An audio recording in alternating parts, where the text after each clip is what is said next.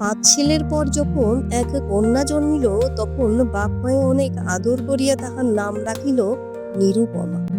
এ গোষ্ঠীতে এমন শৌখিন নাম ইতিপূর্বে কখনো শোনা যায় নাই। প্রায় ঠাকুর দেবতার নামই প্রচলিত ছিল। গণেশ, কার্তিক, পার্বতী তাহার উদাহরণ। এখন নিরুপমার বিবাহের প্রস্তাব চলিতেছে।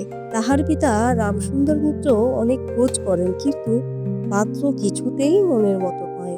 অবশেষে মস্ত এক রায়বাহাদুরের ঘরের একমাত্র ছেলেকে সন্ধান করিয়া বাহির করিয়াছেন। উক্ত রায়বাহাদুরের পৈতৃক বিষয় আশয় যদিও অনেক হ্রাস হইয়া আসিয়াছে, কিন্তু বুনিয়াদি ঘর বটে।